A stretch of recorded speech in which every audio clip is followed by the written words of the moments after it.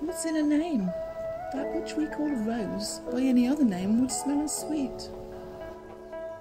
Good morning from Julia, here on a glorious sunny morning at Ivor Flowerland Garden Centre. And with all that rain we've had, everything, all our plants, all our roses are growing absolutely a mile a minute. And it's so joyous here because it's rose season. And what a beautiful way to celebrate rose season by talking about fragrance in roses. If you observe people who walk past a rose, you will always notice that they lean over like this and sniff into the rose with the expectation that there's going to be a fragrance. Now, unfortunately, with some of the more modern roses, but not all of them, they can sometimes lack fragrance. And that's why we absolutely love David Austin roses, because David specifically bred his roses to have great fragrance. There are a few exceptions, but the ones that do not have fragrance have to have something else that's absolutely exceptional about them. Like this one here, the beautiful single rose tottering gently by. What it lacks in fragrance, it makes up in abundance with charm. There are 5 major fragrance groups within the roses, and I've lined them some examples up here. So you've got the myrrh fragrance, you've got tea fragrance, you've also got fruity fragrance, old rose fragrance, and finally musk fragrance. So here we have a great example of David Austin myrrh fragrance rose. And honestly, it's indescribable. It's very difficult to describe this fragrance, but it's one of my favourite. But if we just take a closer sniff here at this one, Scepter Dial, it's sweet, it's almondy, it's just the most intense, beautiful fragrance. And this one is carried in a lot of the David Austin roses. So for example, we also have this beautiful one here, Gentle Hermione. And this rose here is loved by the celebrated designer who does classic English gardens, Arne Maynard, and he loves the lightness of the flowers and the elegance and the way it holds itself, but also there's this delicious myrrh fragrance coming from this particular variety. Another favourite rose for the myrrh would be Claire Austin. Now Claire Austin has got those beautiful undertones of myrrh fragrance, but in addition to that there's also heliotrope, which means it will smell a little bit like cherry pie. There's vanilla, and most beautiful of all, there's meadowsweet running through this rose as well. It's an absolute must for your collection, this one, in terms of fragrance. And that's the thing with the David Austin roses.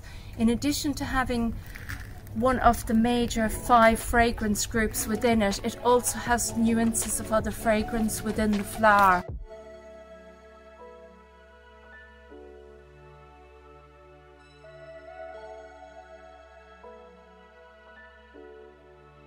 So now we're just going to look at the tea fragrance, and we've got 2 beautiful examples of the tea rose here this morning. So we've got Vanessa Bell, which is that beautiful, lovely, soft, pleasing, softest of yellows. We've got great pictures of this one at the Chelsea Flower Show. I think it was one of our favourite roses at the Chelsea Flower Show. And we also mentioned in another video earlier this season that we saw a lovely example of this rose at RHS Rosemore in Devon, where they planted it in the cool garden. But this one smells like tea.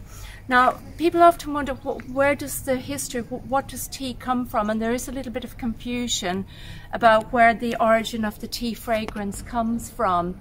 Some people say it's because in the olden days, when they were collecting roses from other countries like China, when they brought them back, they were brought back on the tea ships, and that's why they're called tea.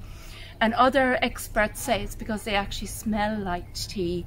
And to me, honestly, I can definitely, I mean, I'm a tea lover anyway, I'm Irish, we love tea. You can definitely smell tea in these roses. So this one here, Golden Celebration, it's just definitely got undertones of tea, But there's also another strong fragrance running through this. It's a sweet Sauterne wine, and the fragrance, that combination of the Sauterne wine and the tea, just make this glorious. There's another old rose called Buff Beauty, and honestly, it's just like cracking open a new tin of Old English breakfast tea. The tea is just so strong. Beautiful fragrance.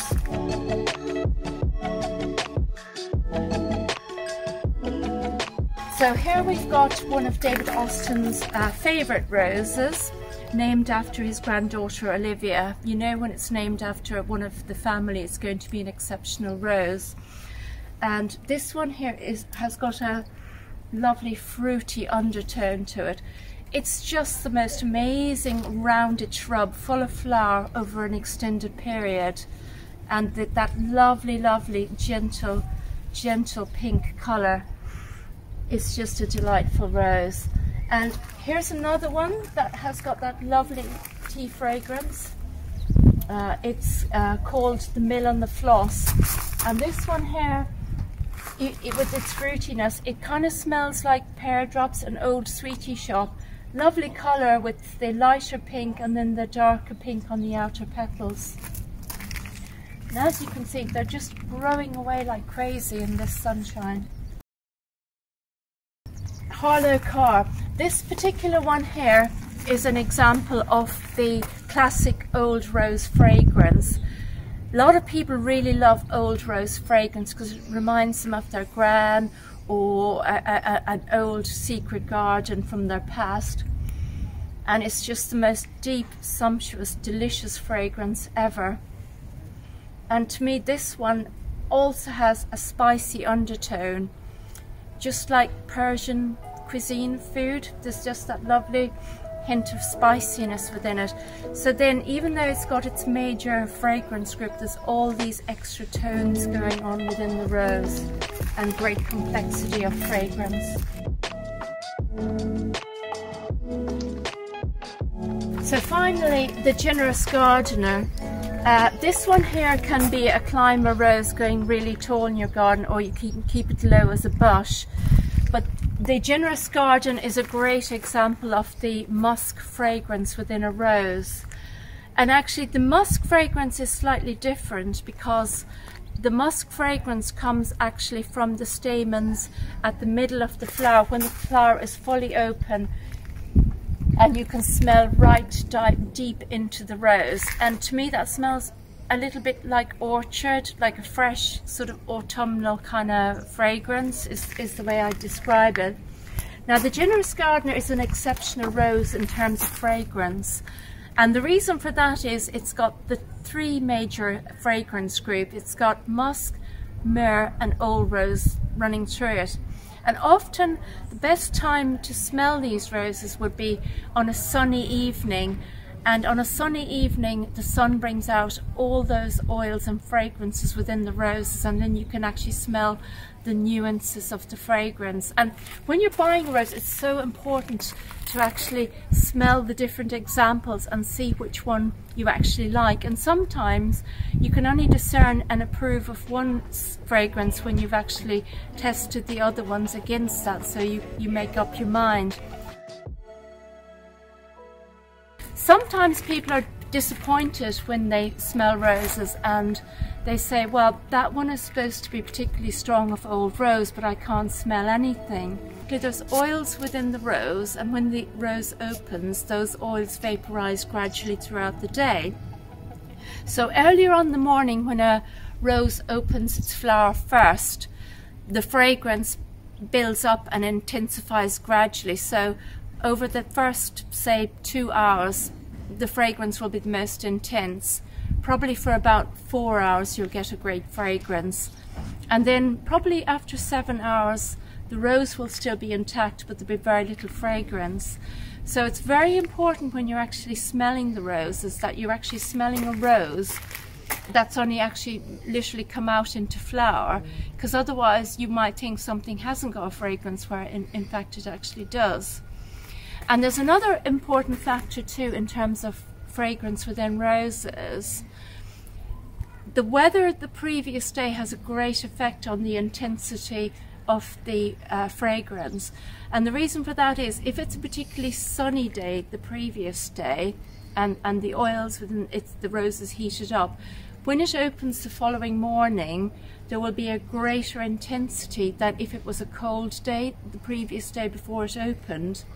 And obviously weather affects fragrance. You know, when we have large downpours of rain, you're not going to get the fragrance as intense, whereas on a beautiful morning like this is the time to come out and actually smell the roses and actually see them. Because as you walk along here, you can really smell lots of fragrance within the air, and it's just so delightful.